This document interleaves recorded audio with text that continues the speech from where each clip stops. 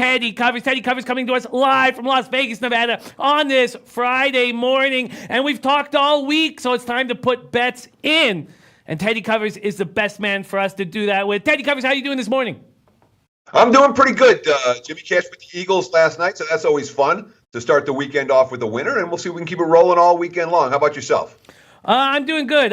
Of course, both my leans hit last night in NFL, but I don't mind. I don't mind sticking with the old adage, and I love that you guys went against it. We saw some great cappers going against the home team or no team on Thursday night and cashing the over cash these leaves. It was great work by a lot of great cappers. And let me jump in, Jimmy, because it's really important to note that road teams don't cover on Thursday night is real, but not for the first month of the season. If you look through the first 4 weeks of the season, road teams are just fine on Thursday night football. It's after teams have already gotten into their rhythm, playing every Sunday, that when they play that Thursday night game in October and November, much more difficult than doing it in September. So that trend is real, but when you actually go in and micro adjust the parameters, you see that September, it's not real. October, November, it is. It's a great point. Great point. My guy Jamel says school's in session. Teddy Covers is here. All right, we've got a lot of questions coming in, and we're going to talk NCAA football. We want to talk about what's going on tonight. But while we've been talking NFL, my guy Chip Plylar says, what guy Chip is? Teddy, I respectfully request Titans versus Atlanta chat. And this is a tricky game on the card. So let's go from here, and then let's move on. Let's move on to NCAA football. Tennessee Falcons. It's been a tricky spot all week. Atlanta opening up -5, which seemed ridiculous. Tennessee always seems to step up as a dog and shit the bed as a favorite. Atlanta goes to -4. Now we see 3.5s at U Wager, at Bet Online, a bookmaker. Chip Plylar has. How does he put it? How did Chip put it? He respectfully requests some info. What are you thinking about this Titans-Falcons spot? So I'm in play on this game. I laid with Atlanta. I laid 3.5 with Atlanta this morning. Two thought process here. One, there's one overwhelming thought process. This is Atlanta's season. Just like last night was Philadelphia's season, and they played like it. You know, they got punched in the mouth early, and then they came out. They played great after they fell behind 10-0.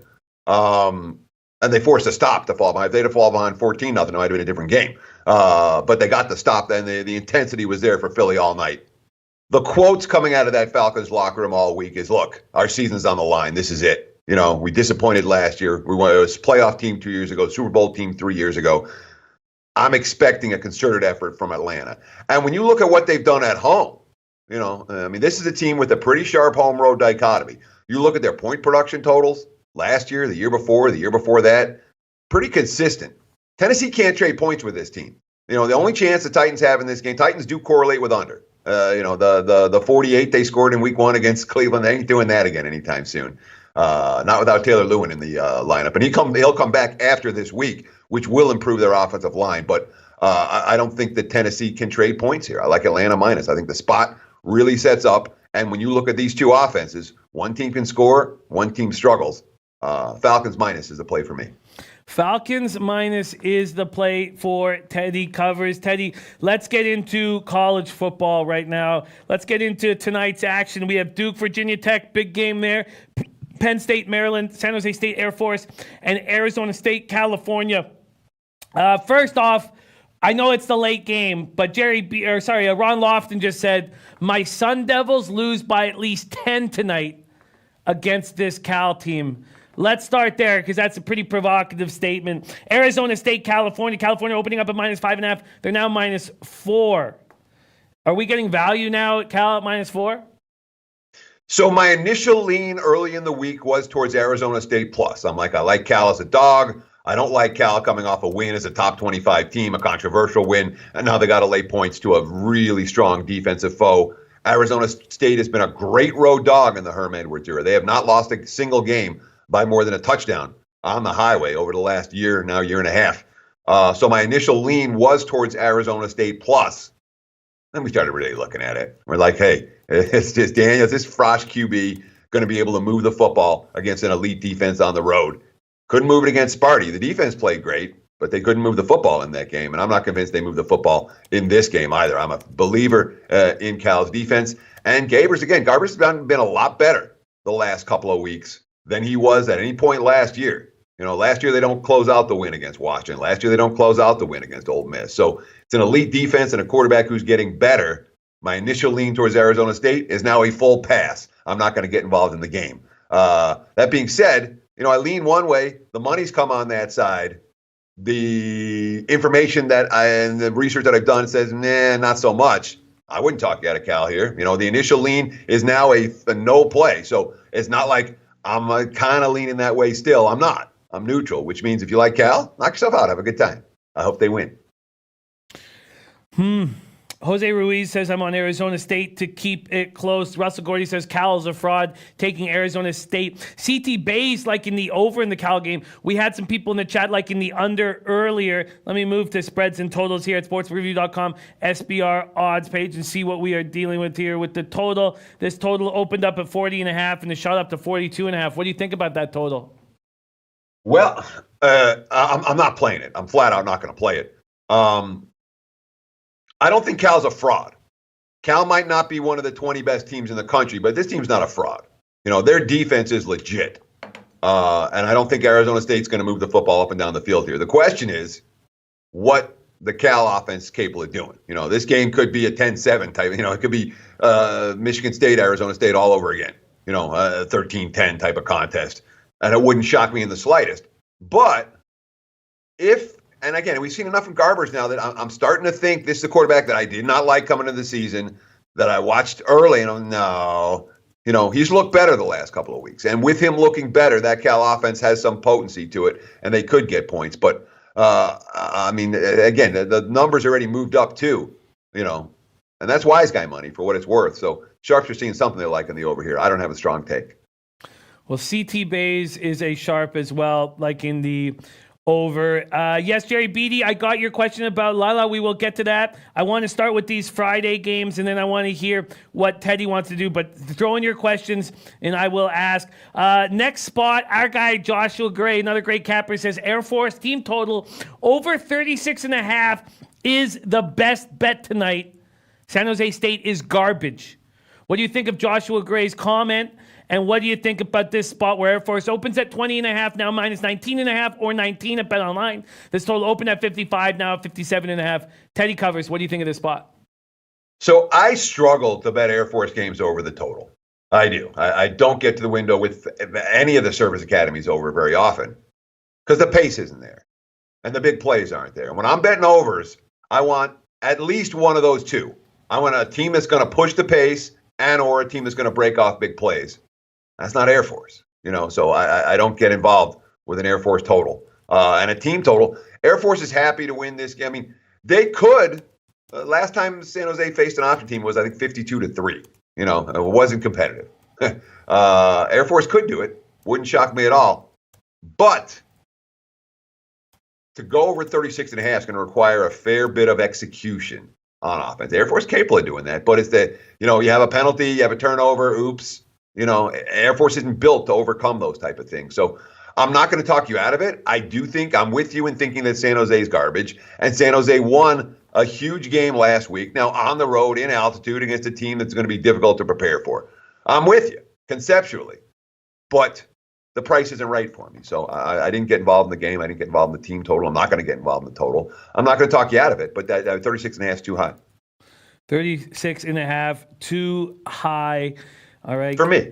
No, I hear that. I hear that. It's a tricky. It's not. There's a lot of moving parts when you have a team coming off such an exceptional performance that seemingly sort of came out of nowhere. Although they're a much improved spot. All right, let's go into the taint play of the day. Matt Randall on a heater with you on the Eagles last night as the taint play of the day. Tonight's taint play of the day is Duke +3, and those threes are going away. Bookmaker still hanging one. Bovada, Bet365. Are you backing Duke tonight against Virginia Tech? Also, this total opened at 56 down to 52.5. Teddy covers Duke v Tech. So if you see the sheet right here, well, you probably can't see it in the camera, but Duke's the first one on the list when I give you my 6 plays. And I got 7 listed here, so maybe I'll give you all 7. I couldn't decide which one to throw out or which one to add.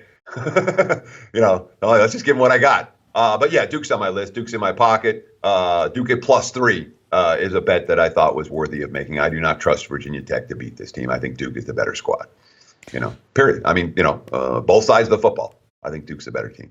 Well, let's take a look at what I can get them at right now. I've heard enough. I'm getting +3 and -120. That's available at Bet365, available at Bookmaker, and I am in. Duke +3 at -120. That's my second spot on this NCAA football card after Central Michigan at +17.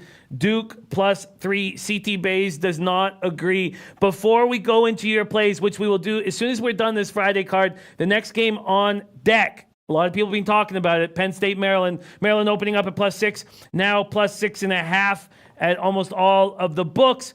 And let me get to this total right now here in this Penn State thought, because we're getting a lot of talk about this as well. Penn State, Maryland total open at 58 now, at 60 at Pinnacle, 60.5 at BetOnline, 61 everywhere else. Teddy covers Penn State, Maryland. I'm not playing the game. I know it's a sellout for Maryland. It's going to be a sellout for Maryland with half the fans rooting for Penn State. There'll be ample Penn State support in the stands tonight.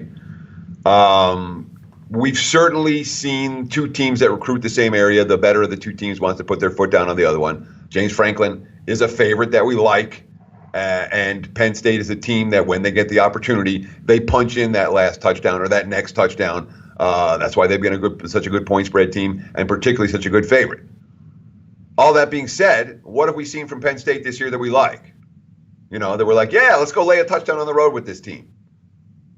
I haven't seen enough that I like that I'm like, yeah, I want to do it. And I know that Maryland is a better team than the one that lost to Temple. I'm not saying they're as good as they looked the first 2 weeks, but I'm confident that they're better. I cashed ticket with Temple in that game. It was all about the spot, and it was a lot of Terps mistakes in that ballgame. They're capable of, they certainly appear capable of correcting many of those mistakes. Penn State's a class. I really hesitate to step in front of them. And I'm not going to step in front of them. But on the other hand, when we look at this year's results, Penn State doesn't merit being in this point spread range. So that's why I'm not going to get involved in the game. Total-wise, Nittany Lions offense hasn't worked yet. But Maryland wants to push a little bit of pace. Maryland wants to get up and down the field. And if this game turns into a shootout, Penn State's capable of trading touchdowns with this team all night long. So from a total standpoint, this one might be better for live betting than for pregame betting. If you see these offenses start to move, you can get involved with an over here. I think the offenses will move all night long. If they're struggling, if they're stuck in the mud, early on, I'm not convinced it'll get a whole lot better. My guy, Topset, who is a OG low bagger, is very interested in the first half under in Penn State, Maryland. The way you've talked about this game already would give me hesitation to tell him to go ahead and make this move. Open at 28.5. You can now get 30.5 at Bet365 and Bookmaker, 30 everywhere else. What do you think about slow-moving football early? Well, Penn State's been an under team. Penn State doesn't – they have the capacity to put points up on the board. But, we've seen this offense look sluggish repeatedly, Maryland's defense is better. So I've certainly on 30.5, you're getting good value there. I wouldn't talk you out of that bet. All right. Okay, we got someone, Elio, I'd say move forward with it. Viper MB leaning Penn State -6.5. We got my guy Jorge, don't play in the house. Antoine Seymour says, my nephew plays for Duke, number 10. Waters is safety. It's his junior year. Man, I love that, Antoine Seymour. I've copied and pasted that. I will be part of the cheering squad for your nephew. Respect, Antoine. Thank you for sharing that info with us. All right, there's Friday's action. I'm only on Duke +3 right now. And at this point, I don't think I'm doing anything else. I don't think I'm going to do anything else. That's the only move I'm going to make at this point. One last note from our pink-eyed genie. Says Berkeley a wasteland for the ASU for more than 20 years. Arizona State is just 1-6 when visiting Cal from 98 to 2018. ASU has the fewest road wins in that 20-year span. At this point, Duke +3 is my only move. Now let's take a look at Teddy's card. This is exciting. So we've watched Teddy break down these games all week long, and we've watched this process, and this is when we get to see what he's on, which is very, very exciting. Teddy, and feel free to keep bringing your questions in, because after we hear Teddy's looks, I will start asking him questions. Teddy, let's hear your looks. I'm excited. Sure, but I want to talk, and he said something about Arizona State that I thought was, and I'm spacing on what I was wanted to even come with, so I'll just freaking use the place. But there was something about Arizona State that he said that the last commenter that I wanted to touch on. You remember if you repeat it, I'll be able to give it back. Berkeley, a wasteland for ASU for more than 20 years. Oh, right. Yeah, he's talking about the last 20 years. Yeah. All right. I can totally understand the concept of wanting to look at series history and see if can this team compete. But I could care less what happened 10 years ago or 20 years ago. I want what the fifth year seen. The last 5 years matters a lot. After that, it's static, in my opinion. It's not stuff that I'm going to look at. I'm going to look at how a team does long term, and especially if we're talking about coaching changes and all of that. Saying, all right, well, they haven't done anything for the last 20 years. What have they done with the current coach? And the current coach with Herm Edwards, they've been in every road game. So that's why I'm really reluctant about the team-specific long-term data. It's, you can find stats and trends pointing in any direction you want to. The question is how you choose to use that. And in my mind, that's a data point that will lead you in the wrong direction more often than lead you in the right direction. When it comes to my plays for this week, I'm going to give you what? Do you want 6? Do you want 7? Should I self-edit here, or what do you want? We want as many as possible. You know us, right. As many as possible. Absolutely. All right. Game number 105, Duke +3, Friday night, 4 o'clock. We've talked about that, 4 o'clock. I'm giving Pacific Coast time, Vegas time, 7 o'clock on the East Coast, 5 o'clock in Costa Rica. But since the world lives on Vegas time, my time's going to be Vegas time. And you guys will have to figure it out from there, which I know you can do. Duke +3, 105 tonight. We talked about that. Again, 4 o'clock Friday. Tomorrow, I've got 3 early start games, 9 a.m. On the Pacific time, West Coast. I want to talk about. This is one we talked about a little bit this week, but not a lot. Texas A&M. I laid -23. That's betting number 200 with the Aggies against Arkansas. 2 parts to this equation. One, Arkansas is pretty beat down right now. The comments that I was reading. This is not a team that is like, oh, we're going to bounce back off losing at home to San Jose State. I didn't get that impression from the Razorbacks this week. And on the other side of the equation, A&M after this game has a bye in Alabama, and they're talking very much, we want to clean everything up off the messes we made last week. We have a huge game coming. So I'm getting the sense of urgency from A&M and a sense of lack of confidence from Arkansas. I laid the -23 with Texas A&M. Again, that's betting number 200. Another early start game for Saturday, Northwestern +24.5 against Wisconsin. I know I stepped in front of Wisconsin last week. I know I was wrong. Maybe I'll be wrong here. But 24.5 is too much for this rivalry. And this is a rivalry. And these two teams play tight every year. And you look at the last 4 years where where the seniors, the fifth-year seniors are involved, and you see every game is tight. You see Northwestern winning straight up at Wisconsin. And you see, obviously, we know the Wildcats' history of covering as a dog. And we know the Badgers played about as well as they could play last week. I'm not convinced they do it 2 weeks in a row. 24.5 is too much. Give me Northwestern plus the points. The third early start game, the 9 a.m. start or noon on the East Coast for Saturday that I like is Central Michigan. This is one we talked about a little bit yesterday. The 17, I got a 17. There were 17.5. Those are gone. I grabbed a 17 while I could. The markets have mostly moved to 16.5 on this game. You can still shop around and find a 17. That's one of the huge benefits of the SBR odds page that you should have bookmarked and be looking at every day. There are 17s available, and if you want Central, I would make sure I got the full 17. But all that being said, it wasn't just a 17 I took. I took a little taste of Central on the money line. I think they're live dogs in this one. And again, in revenge for an ugly home loss last year, we saw what they did at Miami last week. It's a better team than the market's giving them credit for. I like the Chippewas plus at the Broncos. Then let's go to the afternoon. We talked about the Old Dominion East Carolina game. Let's get that in here. Old Dominion -3. That's betting number 180. That is a 3 o'clock Pacific time start, 6 o'clock on the East Coast. I think the price is cheap. ODU not used to being in this favorites role. And yes, East Carolina has their former defense coordinator as their defense coordinator right now. But, the Pirates are changing a lot. They're going from a pass first to a run first offense. The defense is not anything that I trust to get a whole lot of stops. Total in this game's low. It's not going to be a high-scoring game, and I considered the under in this contest, but I thought the side might be. I think the side's the better of the two bets. ODU's better than East Carolina, and I don't trust the Pirates. I don't trust ODU's offense, the Monarchs, to move up and down the field, but I don't trust East Carolina's defense to get stops. Worth noting, ODU hasn't played a home game since August. There was a lot of talk about we're really looking forward to getting back on their home field, and their home field has. The years they're good, their home field is really strong. The year that they're bad, their home field is at least decent. So it's not one of these home fields that's not worth anything. ODU minus a 3 wouldn't talk you out of an under in that ball game. 2 left. Kansas State. We talked about this one. I got a better number than currently available in my pocket, even at +4. I think K-State's live. That's another one that you may want to take a piece of the money line with the Wildcats. What do we need to know about this Kansas State team? We know we like their coach. We know that we like their defense. We know that they are feisty road underdogs. And again, I talked about it several times on the show this week. I'm not an Oklahoma State believer, and I think that back-to-back fraudulent point spread covers. Those are teams you can bet against as a favorite. They didn't deserve the cover against Tulsa. They didn't deserve the cover against Texas. They got them both, and the yardage stats look okay. The box scores look okay. If you watch the games, I think you know what I'm talking about. And I watched those games without action. The Tulsa game I didn't have any. So it's one of these situations where I'm not biased by what I watched, and I watched an Oklahoma State team that to me looks mediocre on both sides of the football. I took K-State plus the points, even at +4. It's not the best of the number. +4, you're still getting the key numbers of 3 and 4 in your pocket. I'd make that bet now. That line could come down. And last but not least, and this is one I probably shouldn't give out now because wait, don't bet this yet.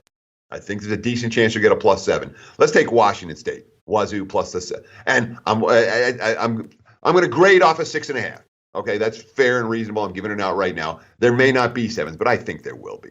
It looks like Utah is going to have their quarterback and their running back, and Zach Moss, both in the lineup. And if both of those guys play, and I'm sorry, Moss is still very much a maybe, but it looks like there's a chance he might play. The money's been trickling in on Utah, and when we hear an announcement, I think there's a decent chance this line moves up. But I'll grade it 6.5. I think that's only fair. But I think that there's a solid. This is one you don't necessarily want to bet today. Wait until tomorrow to get involved with Wazoo. But again, it's one team can score and one team struggles. And you look at the recent meetings, and we haven't seen Utah's defense shut down Washington State. I don't think they're going to shut down Washington State here. Washington State gets in the 20s, maybe in the 30s. So the Utah to win and cover this spread, they got to be well in the 30s. They haven't done that. That offense isn't built to do that. They're a ground and pound offense. And I understand Wazoo lost a 32-point lead at home last week and has to go on the road this week. The comments there are fine. The locker room there is fine. They turned the ball over 6 times. The quarterback threw 9 touchdown passes. I think Wazoo can trade scores with Utah all night, and I'll take them plus the points in a game they're live to win. There it is. Look at that. Nice work. Nice work, Teddy Covers. Duke +3. Back in the Aggies, depending on where you shop, around 23. Northwestern +24.5. Central Michigan, a play that I tailed Teddy Covers on, and I got the +17. I got that number. Now you can't get it 16 or 16.5. ODU -3. We've seen people on the other side throughout this week, but backing ODU, getting back on their home field. Kansas State +4. He has a better number in his pocket, but still vouches for the +4. And then Wazoo +6.5. Man, that's exciting. Viper and B with you on the ODU play. And there we have Teddy, 7 games of action. That's exciting. So which one did you not, or have you put in your Pick 6 contest, or which one of these did you not put in the Pick 6 contest? So I haven't put in the Pick 6 contest, and I don't know if I'm going to use these. I might use some NFL. I got to win this week, man, So I'm going to sit down after we get off the show and decide which plays I'm going to use. I may well use that Falcons that we talked about. I do like Atlanta this week that we talked about earlier in the show. So it'll probably be a mix of those and some NFL mixed in. And exactly which one's going to use, I can't tell you. It'll depend on what the lines are when I'm putting in the plays.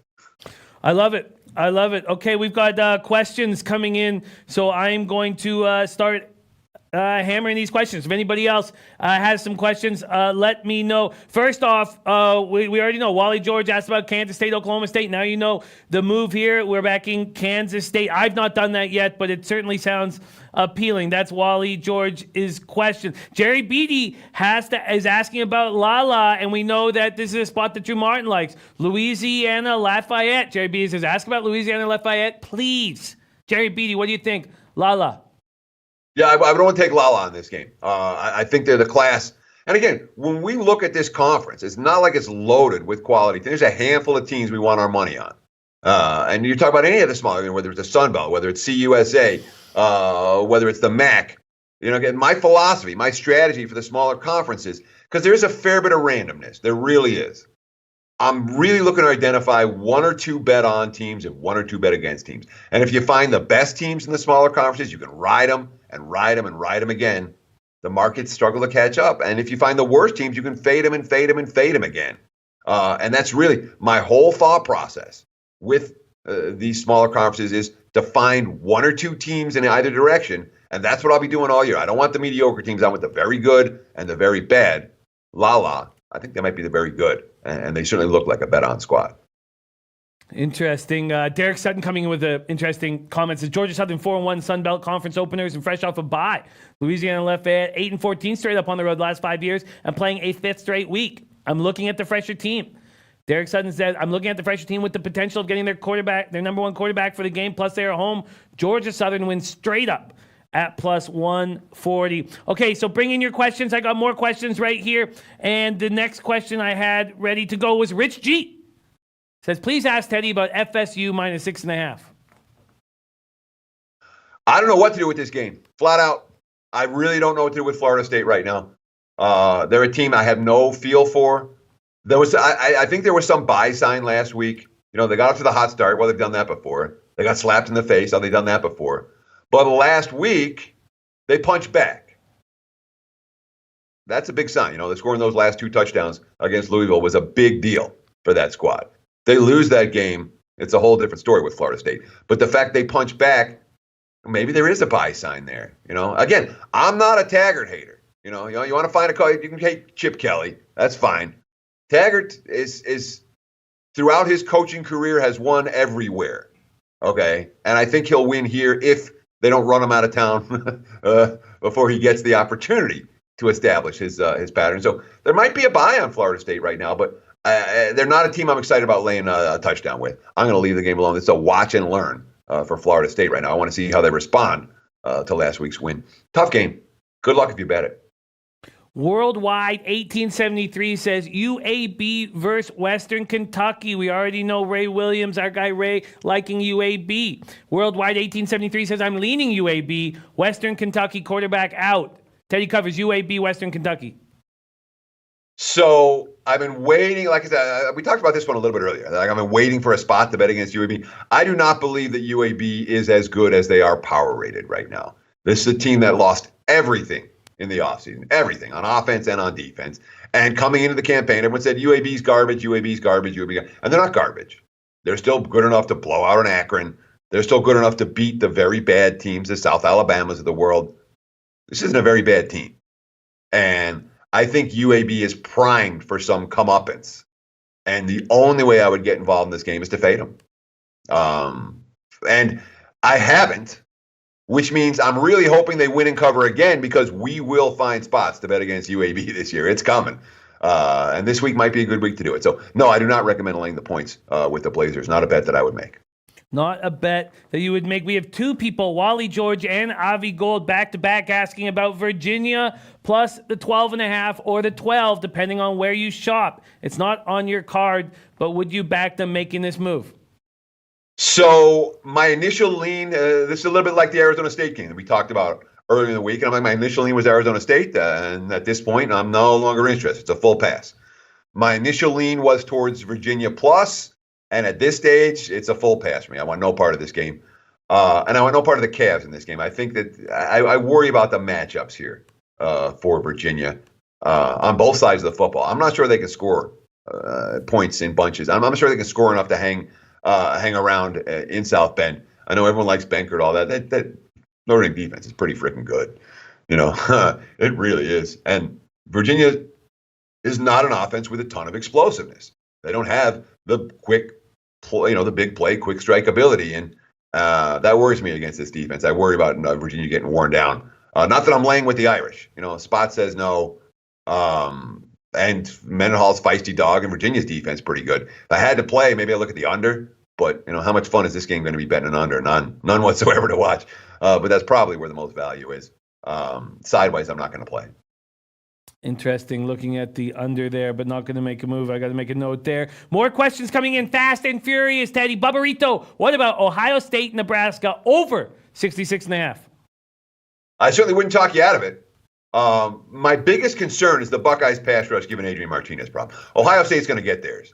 Ohio State has gotten theirs in every game. I'm not sold on Nebraska's defense being capable of shutting down the Buckeyes. So the question is, can Nebraska put up points as well?